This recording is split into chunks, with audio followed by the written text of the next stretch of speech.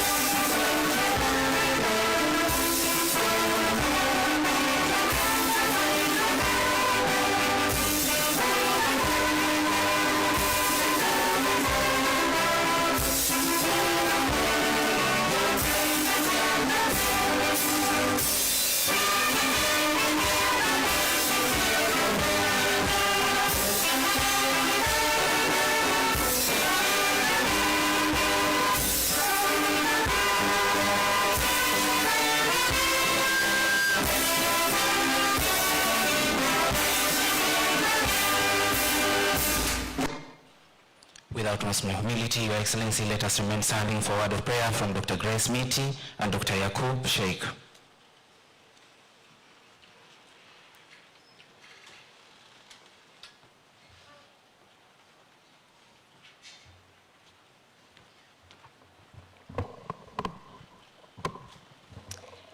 Let us all believe and pray together. Our Father, in the name of our Lord Jesus Christ, we come before you this morning with thanksgiving in our hearts. We want to exalt your name, and we want to thank you for all you have done for us this far. As we bow our heads, dear God, we want to recognize that you have enabled us to reach this stage in our lives, in our country, and in our profession. We want to admit, dear God, that we have not been perfect. We ask that where we have gone wrong, you may forgive us. Thanking you, God, because you are a God of a second chance. We thank you for this conference and all those who have attended, including the government in our place, appreciating the leadership of this nation, represented by our Deputy President, Rigathi Gachagua. We don't take it for granted. We appreciate that you have enabled him to be here with us. We want to thank you, God, for the pharmacists that have come from far and wide to take part in this conference. We appreciate that you have kept us for 60 years, and we want to give you all glory and honor. We thank you for the week that we shall be here. We ask that you move with us, remembering the leadership also of the Pharmaceutical Society of Kenya. We thank you that you are reliable and faithful, God. Be with us even as we continue. Give us a good environment. Give us good masses. Even as we finish, all glory and honor shall be yours. Because we pray this in Jesus' name.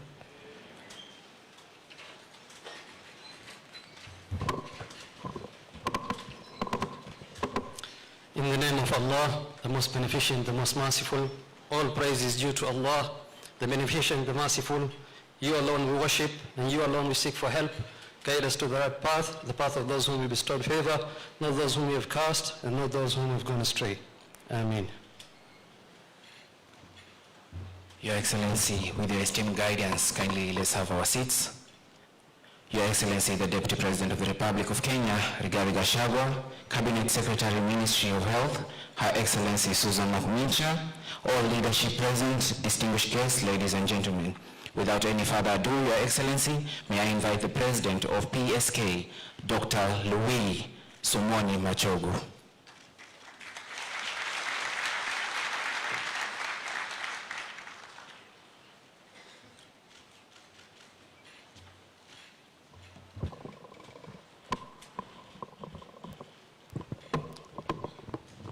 Thank you.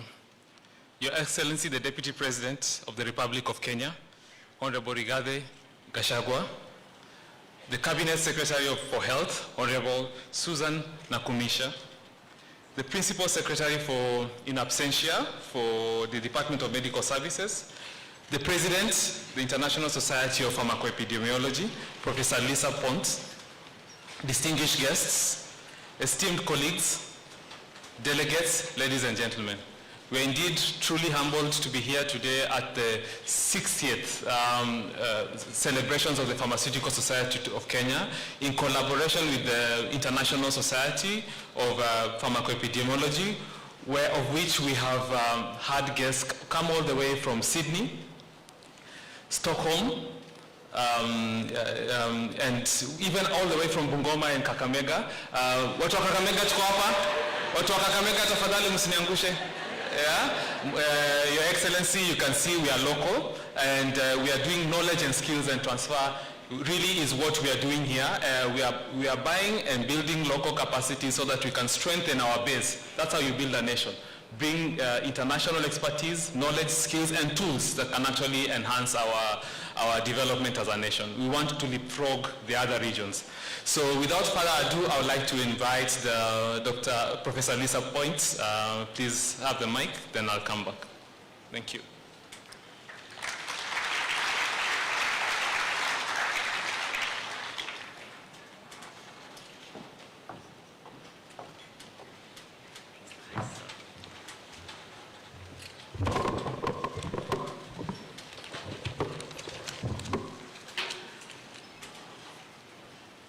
His Excellency, the Deputy President of Kenya, Honourable Cabinet Secretary for Health, my counterpart Lewis, the President of PSK, distinguished ladies and gentlemen, and following all other protocols. Thank you so much for the opportunity to be part of the PSK ISPI Scientific Conference in 2024. As you can hear, I have travelled from Sydney, Australia, and I am proud and humbled as a pharmacist and as the President of the International Society to be standing before such an eminent group of people. This is my first time in Kenya, but it's my fourth time as a pharmacoepidemiologist visiting in Africa, and I value and cherish the relationships and the research networks that I've formed during that time here. I'd like to acknowledge our ISPI leaders in the African region. And we've got Kwame Apentang and we've got Sylvia Opanga, both of whom have worked tirelessly to allow this meeting to happen. And I'd like to thank PSK, firstly for sharing their birthday with us, and we're very honoured to be birthday guests at your party, but also for sharing their conference with us and allowing us to look for collaborative opportunities between pharmacoepidemiology and between pharmacy practice. And as a pharmacist researcher and an epidemiologist, I really stand with one foot in each area. I wear my pharmacist hat and I wear my researcher hat.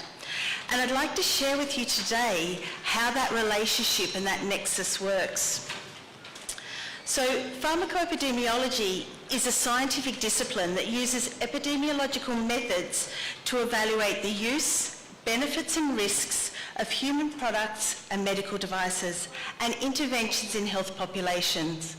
And that's what we as pharmacists do. We use that knowledge and we use that evidence to bring it into our daily practice. The area where Kenya is so strong and much of Africa is so strong in pharmacoepidemiology is in drug utilisation research.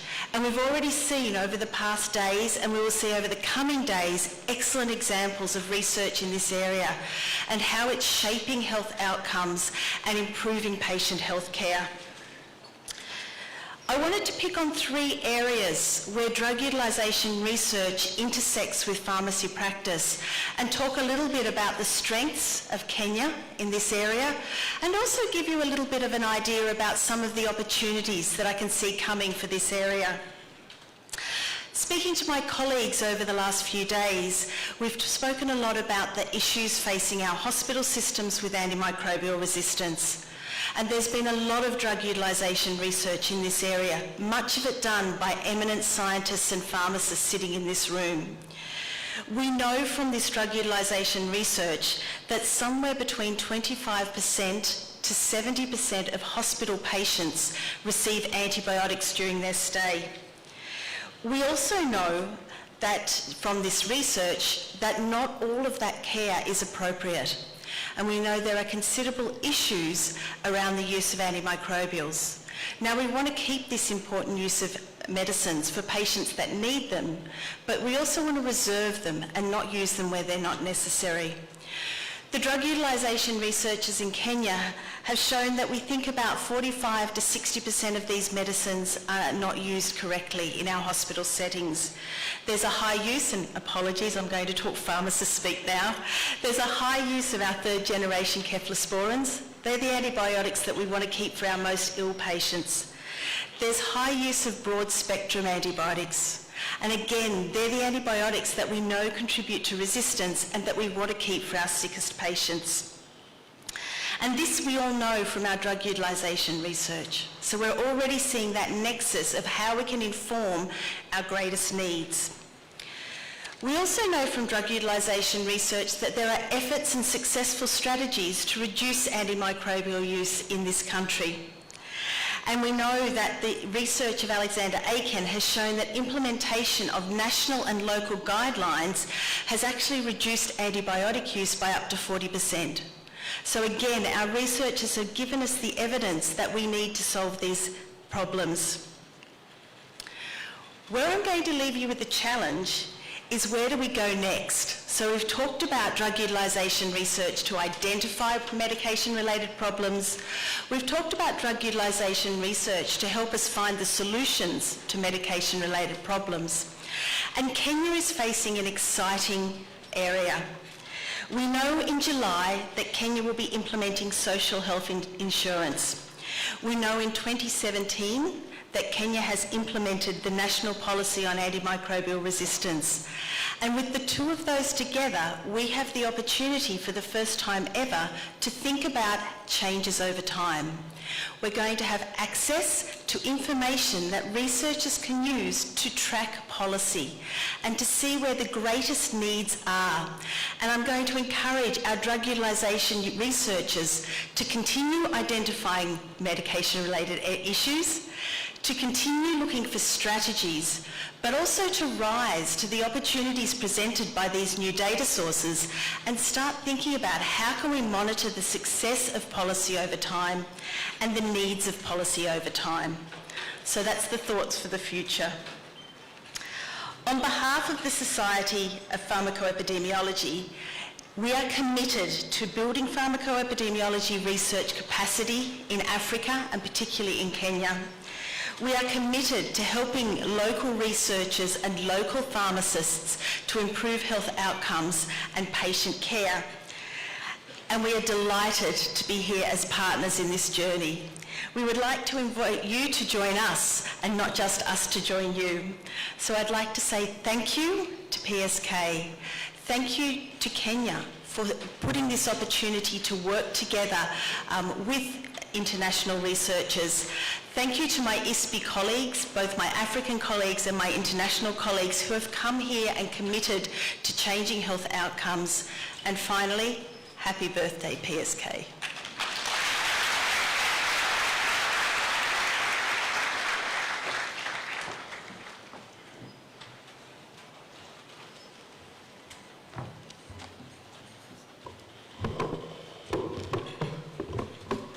Your Excellency, Honorable Waziri,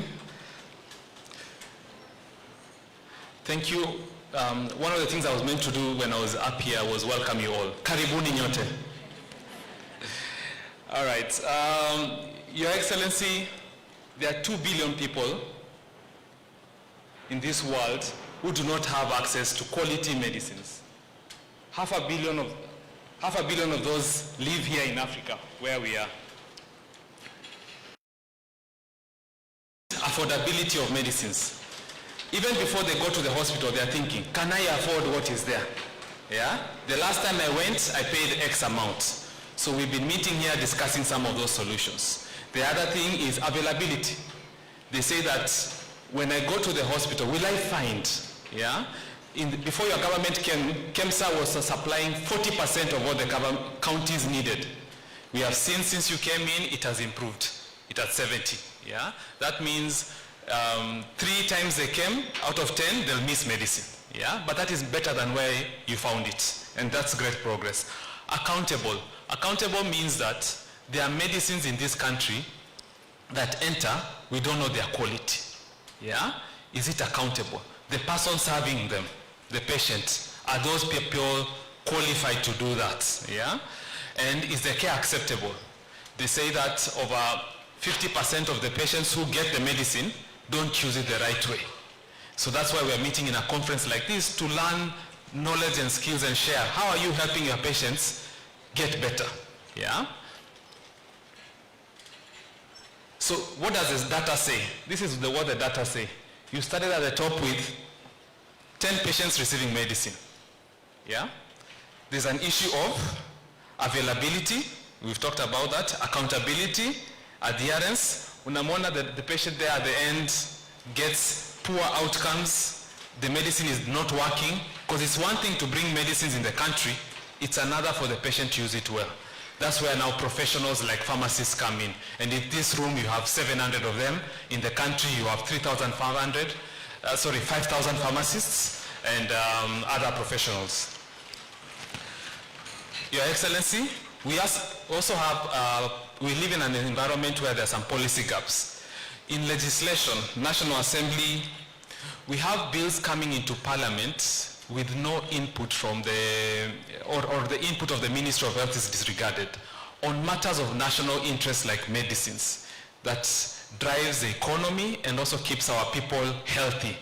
We find that these bills go without input from the stakeholders, the MOH and PPB and PSK. Particularly, we have the issue of Kenya Drug Authority Bill that's currently in Parliament. We would like for you as the Deputy President to look into that. We have changes that were made to the KEMSA Act that removed professionals. In Kenya, in the region, you have Ethiopia with their central stores has 400 pharmacists. In Rwanda, they have 200 pharmacists in their central stores. Yeah? That's how they're building efficiencies and building knowledge. In Kenya, we have 7 pharmacists, yeah, and we think we need that improved so that we are able to, and this is actually an opportune time because we have KEMSA CEO being recruited. It would be good to take us to the old days where KEMSA actually worked under the leadership of a pharmacist.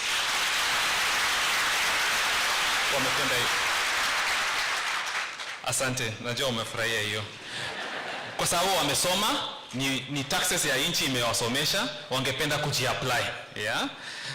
The second one is the government policy. We have indiscriminate access to narcotics and antibiotics, yeah? From the veterinary shops, away from the regulation of the Ministry of Health. I think with your leadership, we would like the 2 ministries to for that to be under one agency as per the Health Act. Health Act 2017 says medicine should be under one single regulator, both human and animal. It is one health. Levels of practice. Of course, I know this one is dear to you, Your Excellency, I almost forgot, dependence on imported medicines. As I shared earlier, to me you are like a visionary who the Bangladesh people had in 40 years ago, who sat down as elders and said, we have to reverse importation from 70% to 30%. And today, Bangladesh imports only 30% of less. We think you can do that in 10 years. Levels of practice. Level of practice means our profession is struggling in terms of career development. You start as a pharmacist, pharmaceutical technologies, there's no incentive to be a pharmacist, there's no incentive to be a specialist pharmacist. What happens is the country suffers because they're not getting the right expertise, because what a pharmaceutical technologies does, a pharmacist can, what a pharmacist can do, a pharmtech does, and those kind of things. So we would like for Madam Waziri, and I know she'll speak into this, how can we institute levels of practice so that there's incentive to move up the ladder?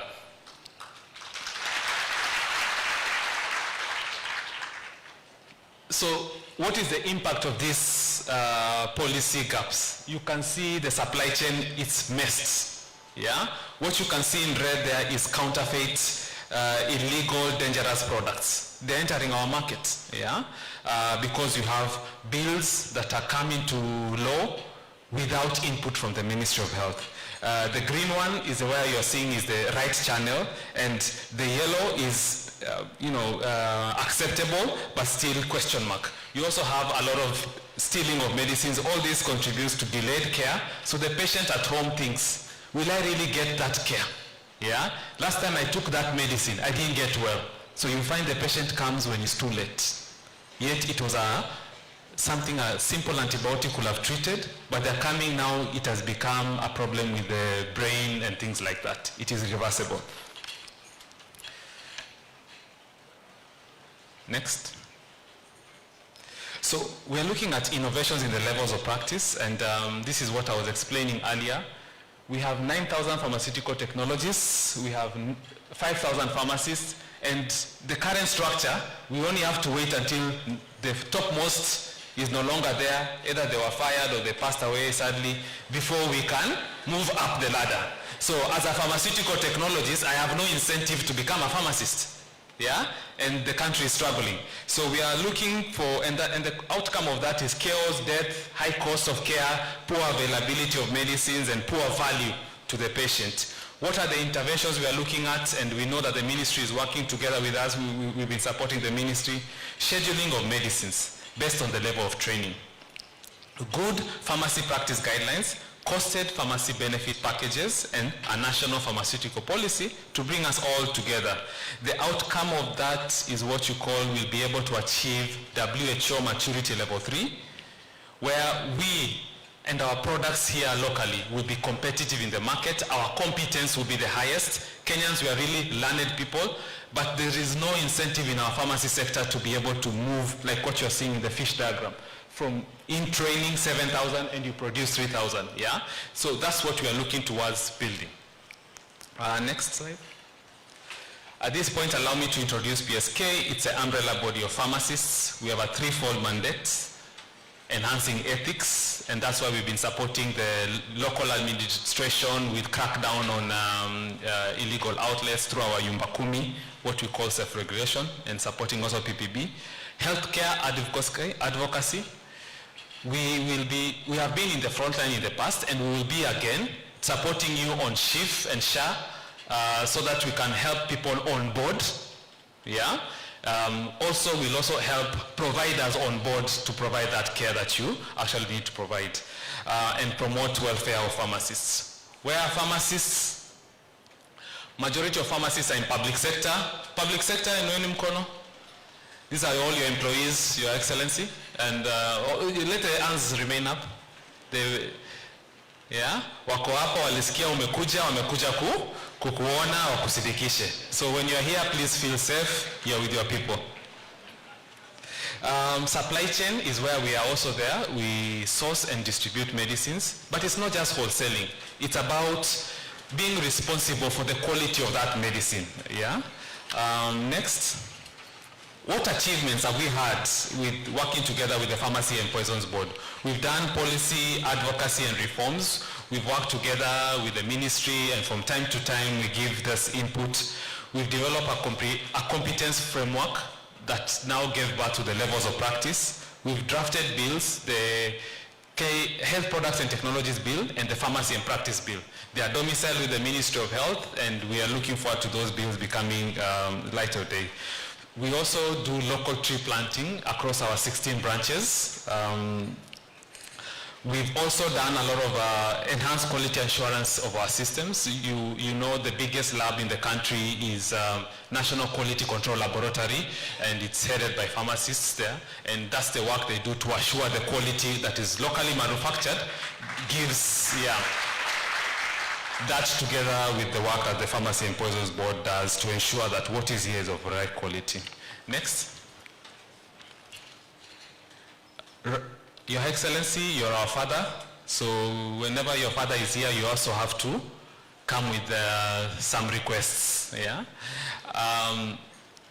because in our quest to enhance patient care through legislation and policy shaping, professional development and maintaining standards, there's 5 things that we really need to hear from you and support us on this. Legislative agenda to boost global competitiveness of our locally manufactured products and the local competence. This, we need the ministry and the government to throw its weight around the bills, KDA and practice bill, for this to be government-led bills backed by cabinet.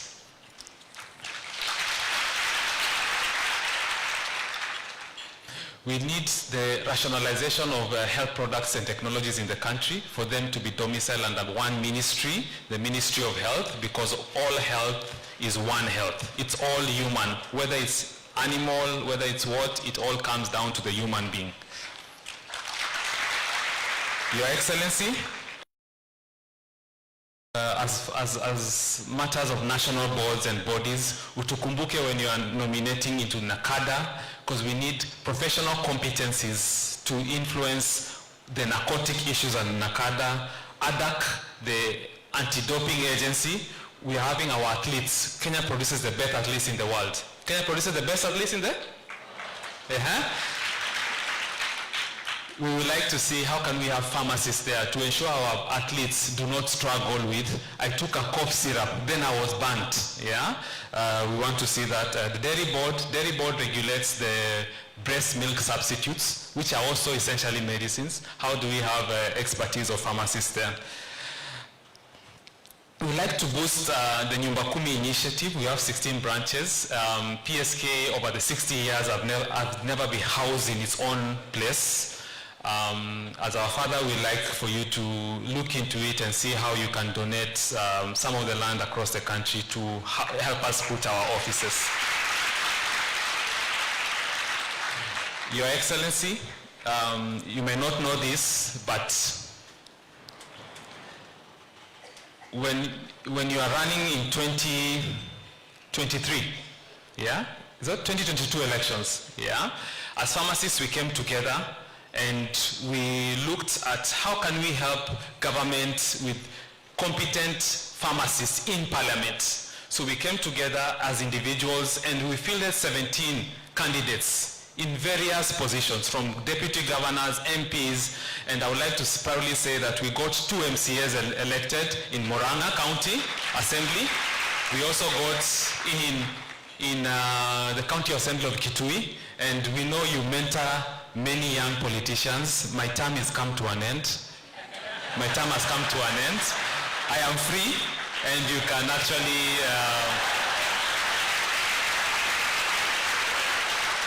kama hapo Dagoretti, because mimi ni mkazi wa Dagoretti, I went to high school there. Naweza saidia watu wa Dagoretti North.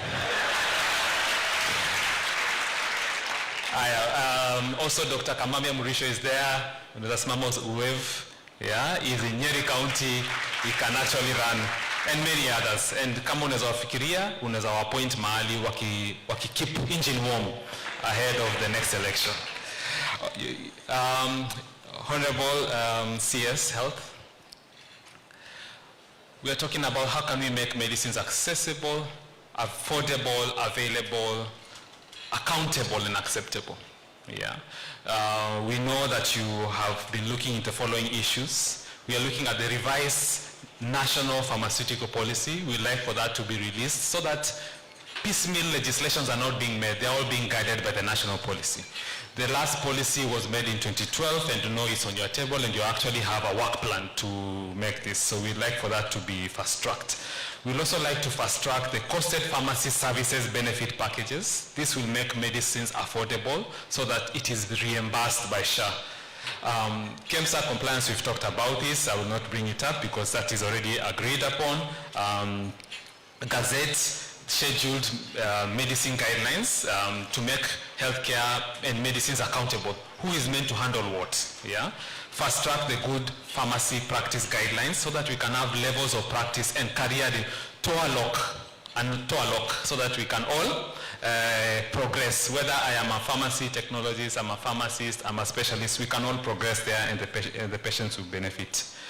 The last one is establish the pharmacy care centers at each of the primary care networks so that patients can access medicine therapy management services. I think at this point is where, before I invite you, Madam Waziri, you can go to the next one.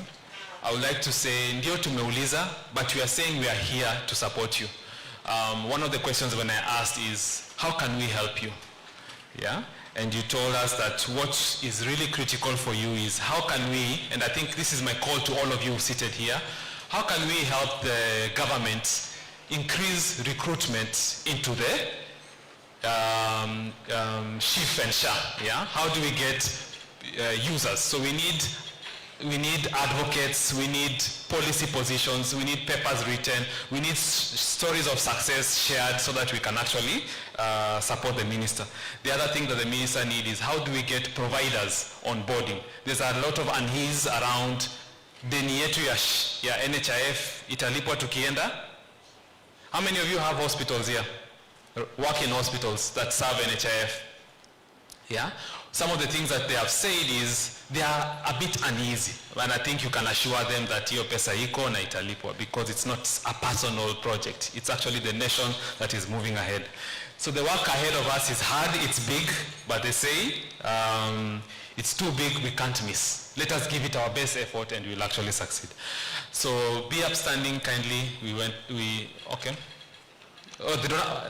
But please, just, okay, all right, no need to stand. That is just me going off the cuff, but Madam Waziri, please join, yes. Makofi lakini.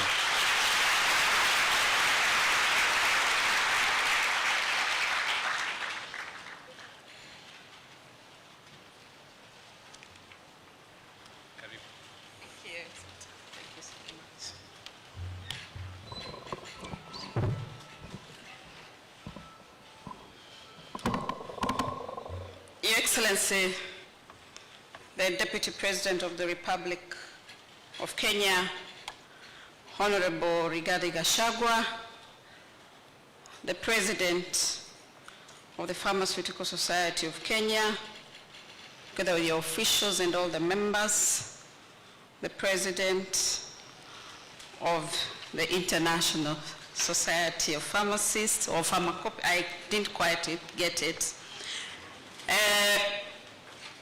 Who else is here? My Deputy Director General, Dr. Matende Chere,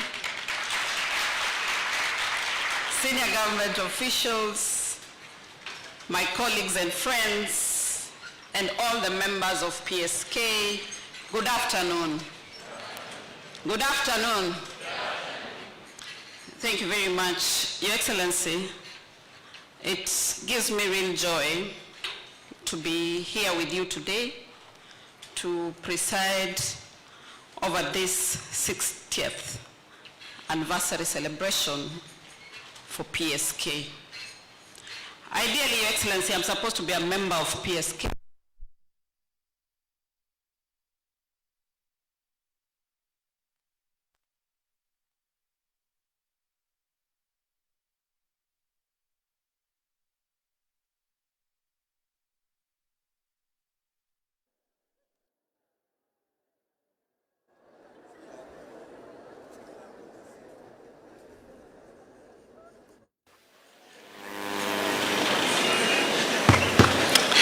If it was a political rally, I would have said my opponents.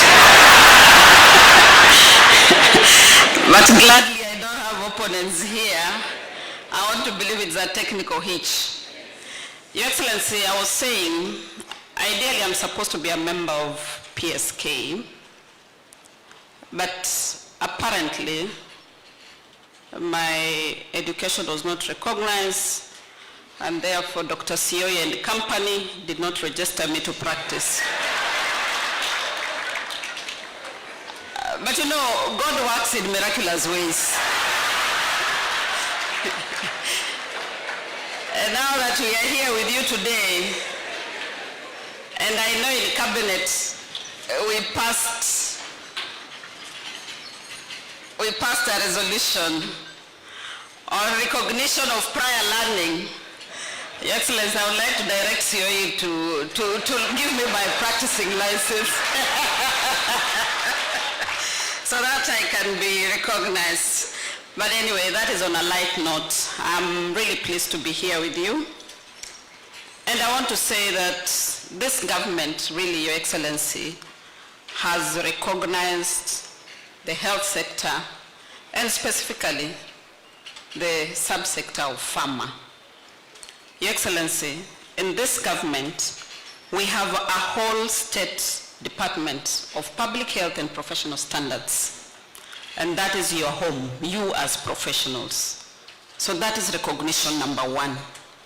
Number two, Your Excellency, under my leadership in the ministry, for the first time, we have a Deputy Director General who is a pharmacist.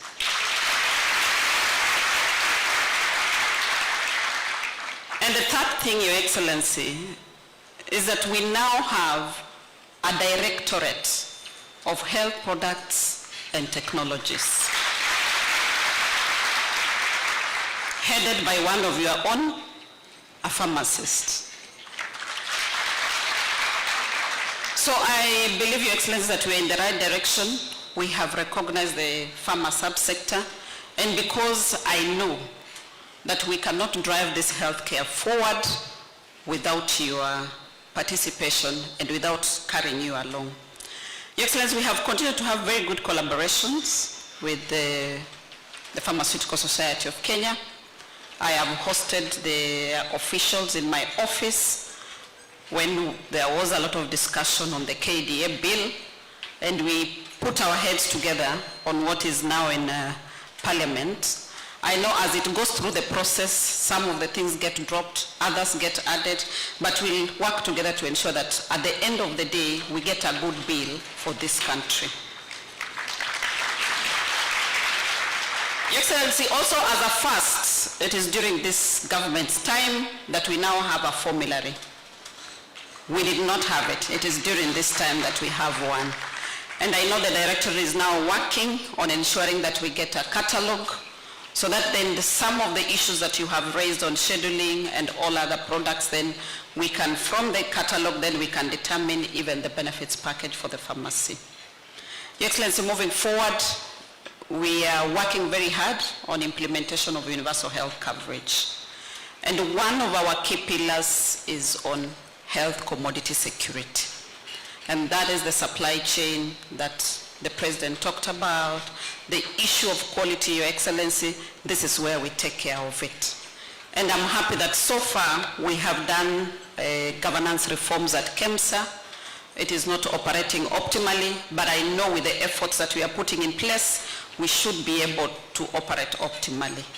The other thing under health commodity security, Your Excellency, is the issue of local manufacturing, which you are passionate about, and I will let you to speak about it. But of importance to this team is our achievement of maturity level 3 for the Pharmacy and Poisons Board. And I think we are on track. Dr. Sioy is here. We have talked in the morning, and he has assured me that we have an assessment in July, and he knows that he has done what needs to be done. Your Excellency, the other thing that we are focusing on under our pillars is our health professionals. I keep saying we can have all the best infrastructure, good hospitals. We can have the best equipment, but if we don't take care of the people to use the equipment and work in those facilities, then we'll not be able to provide the required health services for our people. So we are working together with these teams. And Your Excellency, now we are at the stage of implementation of our Social Health Authority. So as I stand before you, esteemed members of PSK, is to ask you of your support for this. And there's something in it for you. One of the things that we have done that previously was not there with the NHIF is the empanelment of pharmacy services. That now community pharmacies are going to be part of the primary care network. You are going to be registered as a service provider. And that is very important. So in this Social Health Authority, there is something for you, especially those who are running community pharmacies. So I want to call upon you to support us, because then you're the people who are going to fill the prescriptions. Remember, we have a special fund, the Emergency Chronic and Critical Illness Fund. And you are the people who are going to fill those prescriptions. Before I invite you, Your Excellency, I would wish to make a clarification. We have SHA and we have SHIF. We have a law, the Social Health Insurance Act of 2023. Is the one that gave birth to a body called Social Health Authority, the umbrella. The Social Health Authority has 3 funds. It has the Primary Health Care Fund, where Kenyans can access services at level 1, 2, 3 without having to pay out of pocket. Then we have the Social Health Insurance Fund, where we are saying you are required to pay 2.75% of your income. And I want to assure you, we'll make good use of it. And we have a third fund, the Emergency Chronic and Critical Illness Fund. I thought it's good that I clarify it to you so that then you are sure what is SHA. SHA is the house, and under the house, we have the SHIF, the fund. I would now like to request you all to be upstanding so that we welcome His Excellency, the Deputy President. Can we put together our hands for him? Clap and clap and clap, clap, clap, clap, clap, clap, clap, clap, clap, clap, clap until he gets here. Clap harder, clap harder.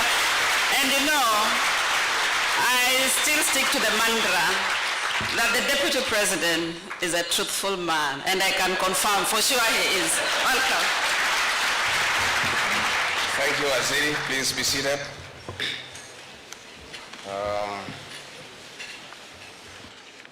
The Cabinet Secretary for Health, Susan Nakumicha, the President of the International Society of Pharmaceutical Engineering, Professor Lisa Pons, the President of the Pharmaceutical Society of Kenya, Dr. Machogu. I'm under you for the time we are here. The CEO of the Pharmaceutical Society of Kenya, professionals and practitioners, good afternoon.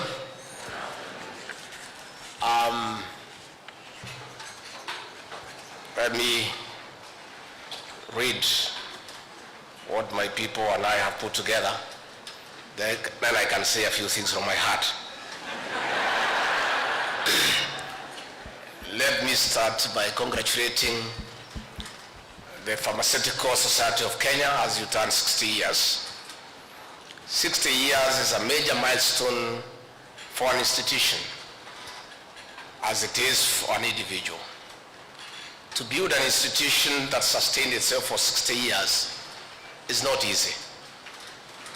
It requires people of strength and character who care and who go above and beyond the call of duty. On behalf of our President, His Excellency Dr. William Ruto, I wish to acknowledge PSK for the immense contribution you have made to the health sector since independence.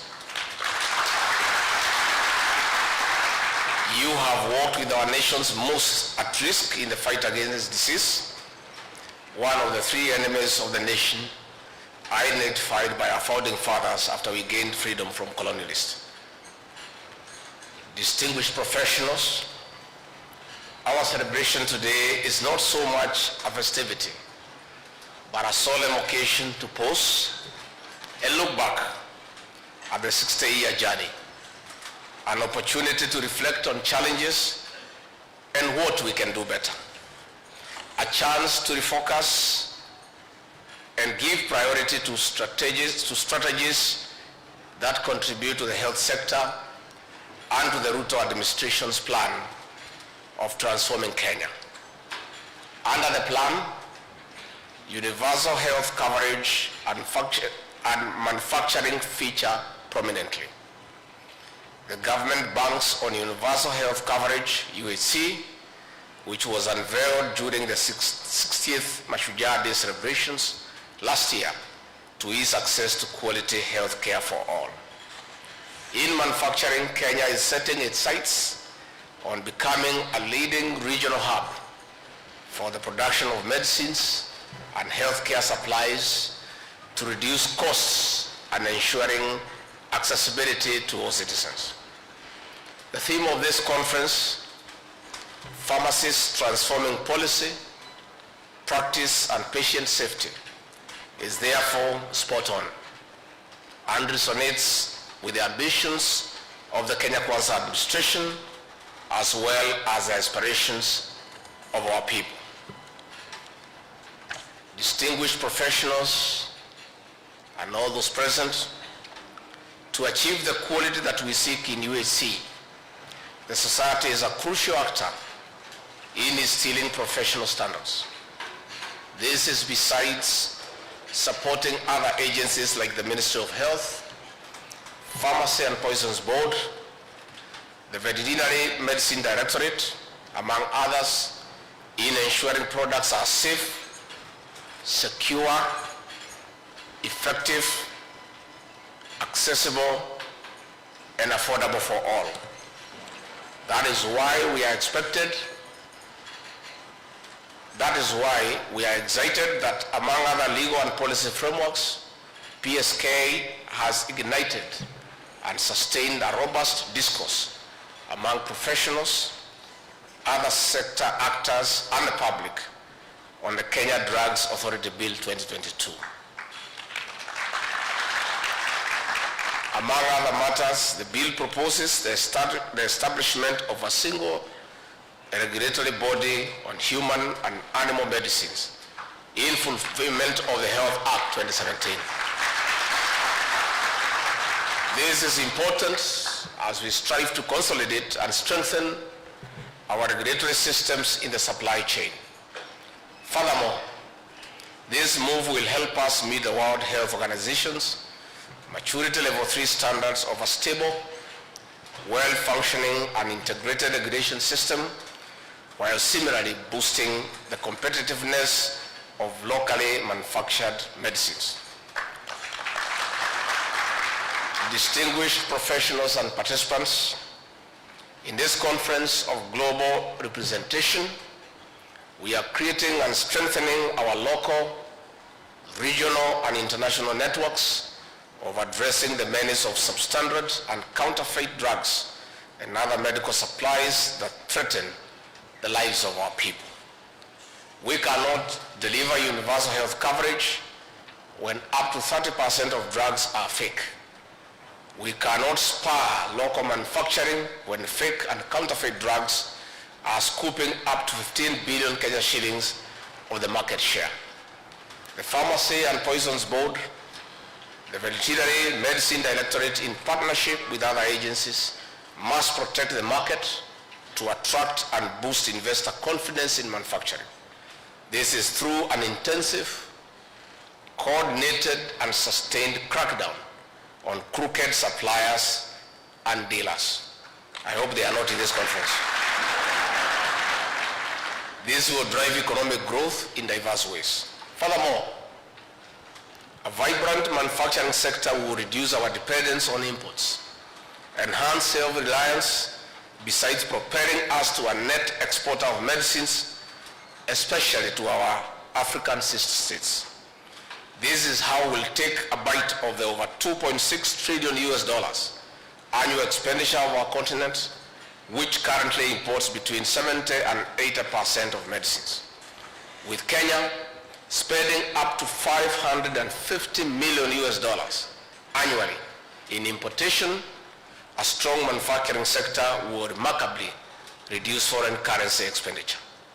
Additionally, this will build and fortify the supply chain resilience and reduce the negative impacts of global disruptions as witnessed during the COVID-19. Distinguished professionals and participants, the fight against fake and counterfeit drugs goes hand in hand with the war on drug abuse.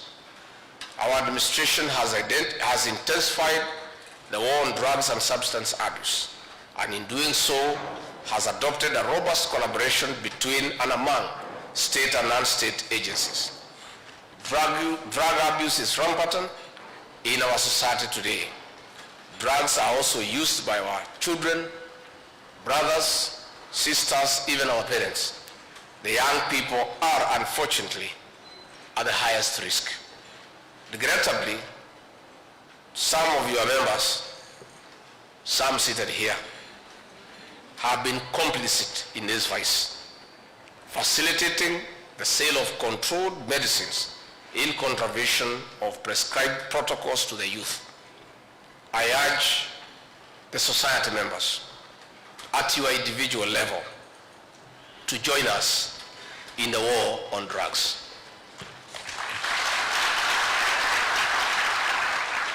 Admittedly, there are cases of pharmacists leasing out their licenses at a fee or leaving behind their licenses to running pharmacies and chemists.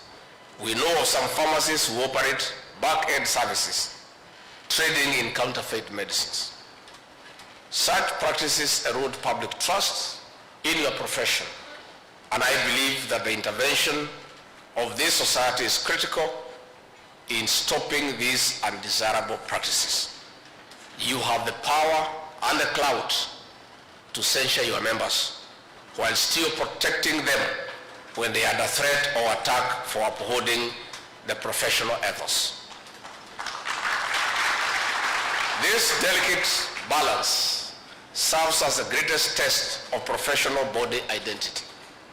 Our professional bodies often narrowly focus on economic self-advancement, which they have a right to do, but which in the end has led to the neglect of the public good.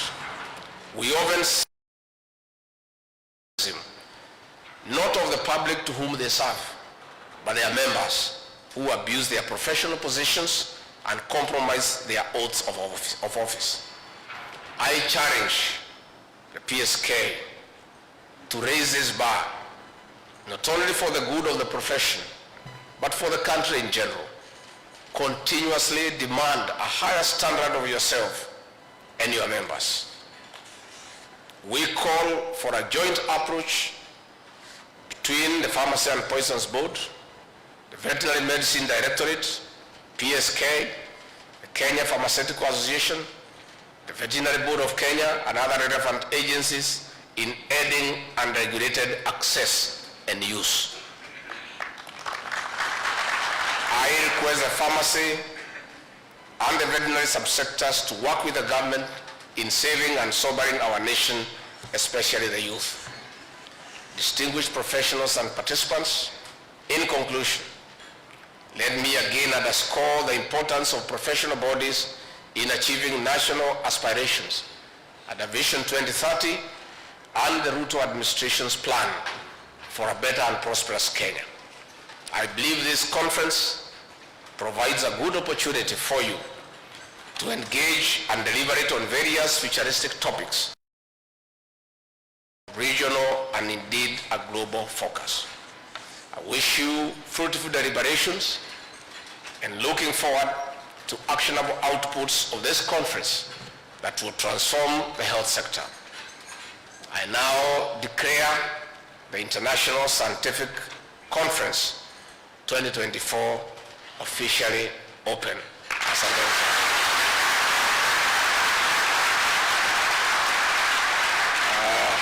Asante.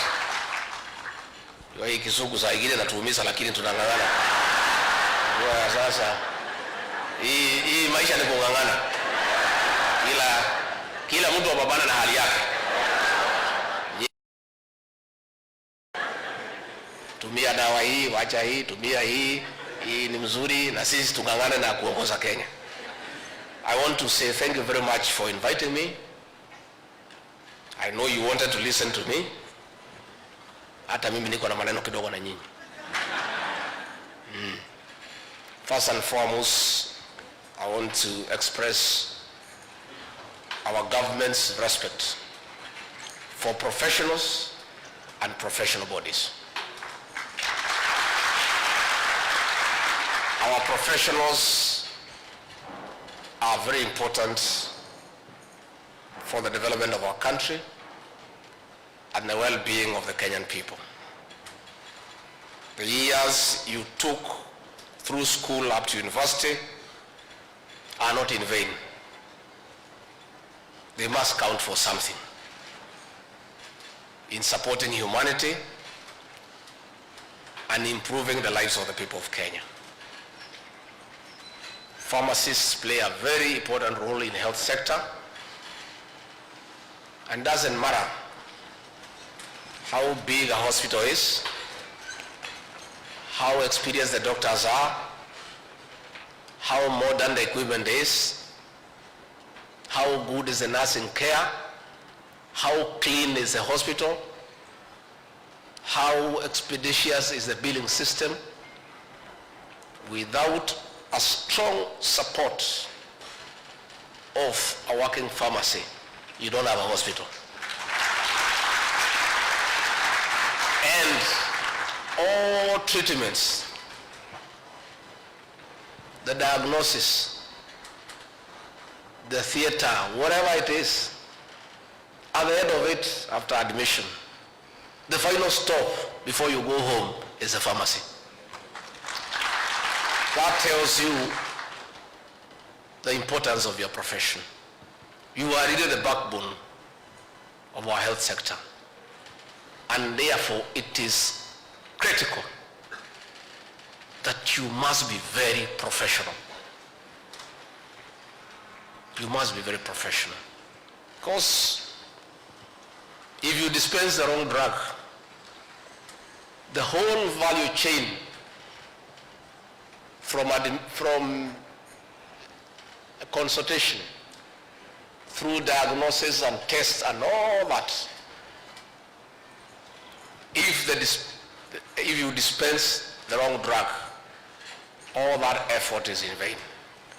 We therefore call for a very professional and robust body that you are members to support our health system.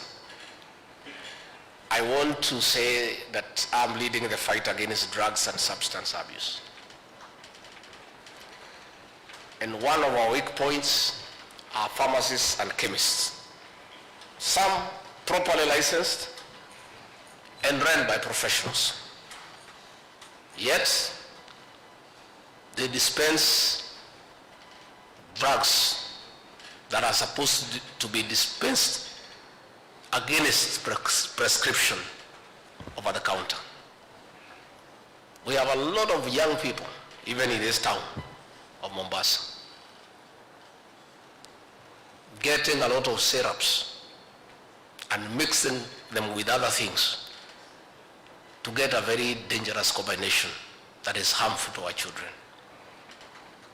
I want to call upon all those professionals who run pharmacies and chemists to live up to your oath and just do the right thing.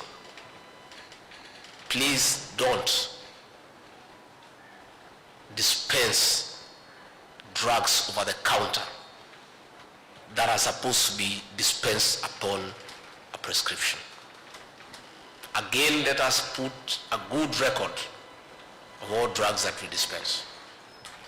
That is for licensed establishments. Again, there are very many other quacks who have opened pharmacies and chemists that are not licensed and that are not run by people who are professional.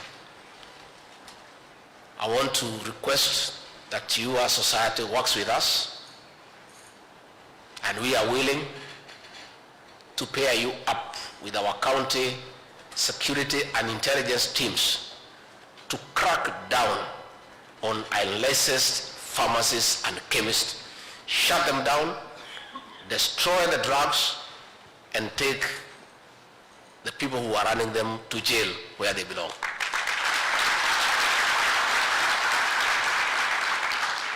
And let's start with here in Mombasa. We have a very good county team here led by the county commissioner who are very active.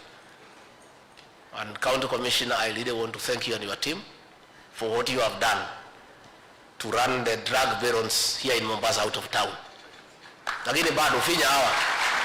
Sukumeni hiyo watu kabisa wapotee. Those are very bad people. Please sit down. Those people who sell drugs to our children, those are very bad criminals. And they have no place here on earth. And I'm sure they have also no place in heaven. You must run those people to the sea. That's where they belong. Usukume hii watu mpaka kwa bahari huko. And that is happening here in Mombasa. And they are crying. Na bado. So please, I want to request this society. Talk to us. We are ready to give you law enforcement officers across our 47 counties to help you shut down all unlicensed facilities across the country. Again, those professionals who lease out their licenses, hata nyinyi ni watu baya sana. Hiyo license umepewa ni yako utumie. Sasa license yako unapatia mtu mwingine ambaye hajahitimu. How do you give a fellow just there to use your license? Kama alitaka kuwa na chemist angeenda university asome. Aumie huko na mambo ya kati na nini na ile mambo iko huko. Sasa tu. Sasa wewe umesoma na hii masomo vile iko ngumu. Mtu tu atoke huko kwa sababu hapo na pesa unampatia license yako. It's very unfair to yourself. How do you allow a character who has not been to school to use your license and claim to be a pharmacist? And this is a difficult course at the university. I used to see fellows who are doing pharmacy crying there in Chiromo and Kenyatta.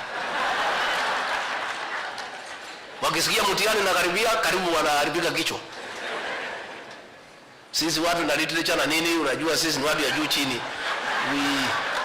Unangangana tu na kizungu unapita. Lakini unajua hii maneno ya medicine and pharmacy, you know there is no guesswork. You must get it right because you are dealing with human lives. How do you, after spending those years, all the way from primary to high school to university, and getting a license to practice, and you give it to another character for some little money? I think it's very insulting to yourself. And that is how we have ruined our people.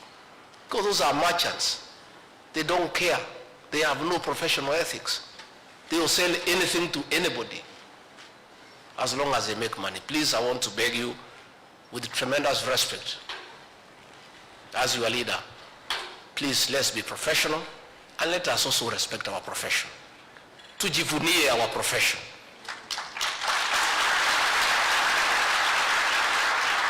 Don't allow merchants and thugs to get into such a noble profession. It's very unfair to your profession. Mujivunie. Muko tu watu 5,000. Why do you want to bring other characters kwa hiyo club ya watu 5,000 in Kenya out of 50 million? I'm surprised that you are not, because our constitution is very clear that public participation is compulsory in any legislative proposal, and before it is debated and passed into a bill in the National Assembly or in the Senate for that matter, is public participation. And this society, in bills that are related to your profession, must be accorded an opportunity to have an input. So we'll find out with the minister here what could be the problem, because that I'm a little bit shocked, because it's a constitutional requirement. And in fact, you have seen many bills that went through Parliament without public participation have been thrown out by the High Court. So we'll find out and we'll make sure that in any bill before our two houses of Parliament, that needs to be discussed that have something to do with your profession. As a professional body, you are given an opportunity to have a serious input on that bill. That one we shall do, and we'll find out what it's about.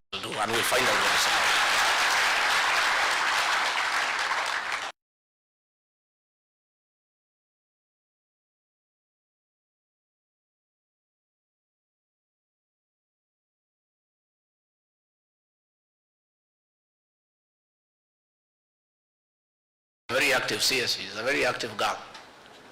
You know, very. I sit with these people, I chair the cabinet committee, I know.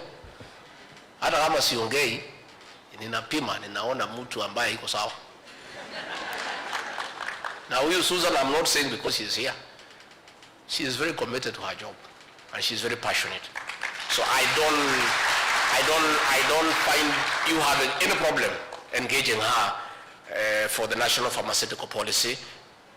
Give the input and everything, she'll work on it, she'll bring it to the committee of cabinet that I chair on behalf of the president, then we'll take it to the main cabinet and we'll adopt the policy so that we work within a certain framework.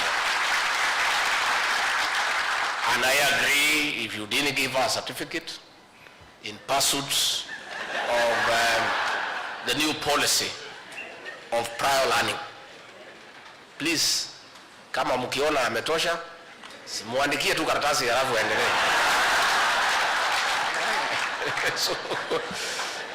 So that thing of prior learning is a good thing. Some of us don't even have to go back to school. Yeah, now ile kazi tumefanya ni mupime tu, mnatuandikia, tunachukua karatasi, tunaendelea. In terms of involvement of your membership in boards that deal with your issues, Waziri, I think is a fair request. I think it is very fair. Pharmacy and Poisons Board, they should be there. Mambo ya Nakada, they should be there. Counterfeit Authority, they should be there. I think it's a fair request. Yeah? And I think I'll discuss with Waziri, I'll discuss with my boss, tukubaliane, so that when we are renewing these boards, mkuje huko, hiyo maneno mumesoma musemee huko ndani. Instead of talking outside, you come and make change from within, so that we are on the right trajectory. I think it's a very fair request, and I think that one we shall implement.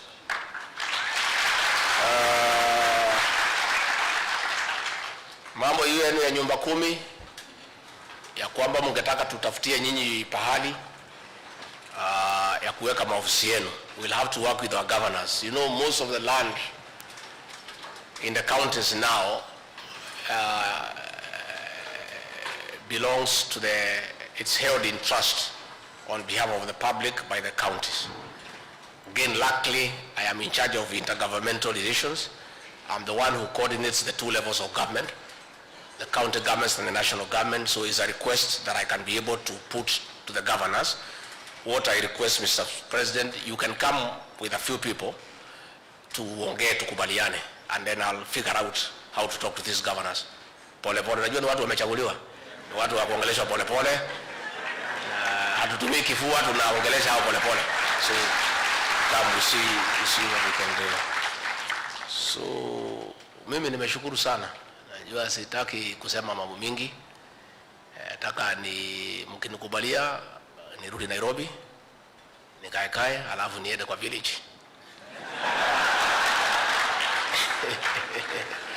Najua kila mtu wako mahali alitoka. So kila mtu wako na kwao. Hii Mombasa hii ni kiwanja ya kuja kutafuta riziki. Hii Nairobi tunaishi ni kiwanja ya kutafuta riziki. Lakini mwisho kabisa, si unajua bahari utarudi. So I don't know why anybody would have a problem with where we all come from. Because somebody comes from somewhere. And that is the truth. And everybody should be proud of your origin and your identity. And nobody should ever make you feel embarrassed about your origin and identity.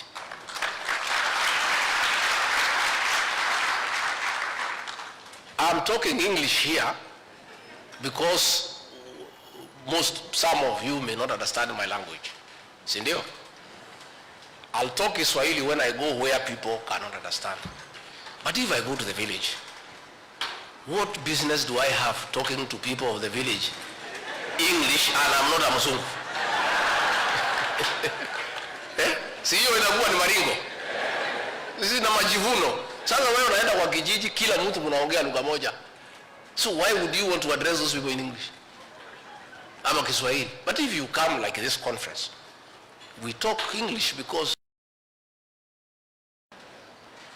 tunaongea, tunaelewana. Sasa wewe machovu ukirudi Kisii, hata kama what business do you have going to address those people there?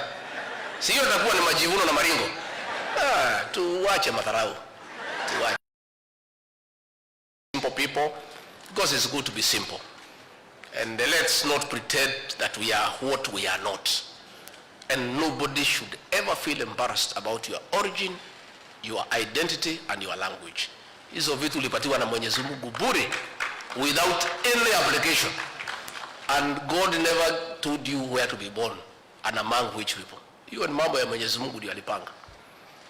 So mimi nimeshukuru sana sana sana. I want to say thank you very much for listening to me. Let's assist each other. You are a very critical component of our health sector. And this sector cannot work without you. I have seen the scheme of service. I agree. Ya kwamba that if there is no career progression, munaweza cover all. I think waziri, we need to look at it so that people can feel motivated to rise and study. I think so. I think let's create, tutengeneze hiyo chief pharmacist, deputy chief pharmacist, senior deputy chief pharmacist, assistant pharmacist, nini weka vitu mingi hapo. Si iko namna hiyo? Yeah, so that people can aspire to go up. Sasa ukiweka tu kamoja, watu wote hawezi bebana hapo. So weka hiyo ma deputy, senior assistant, nini kuja mpaka chini, so that people can be able to grow and grow well. So I really want to thank you a lot for listening to me, for giving me this opportunity. And you know, for some of us ambaye hatujasoma sana, masomo yetu ni kidogo, when you are among learned people, it's very good. It's very good. Because those of us who studied biology, there were two processes. One was called diffusion, another one was called osmosis. The movement of knowledge from low concentration to high concentration.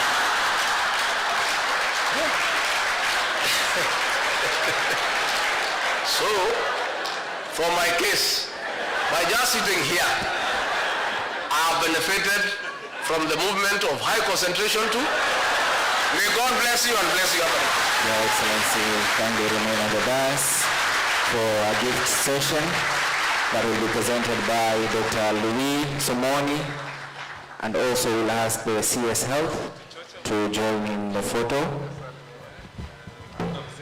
And also she'll be receiving a gift from Dr. Ivy Hatenda. Nikiwa basi Waswahili husema mcheza ngoma vizuri hutuzwa. Makofi tafadhalini.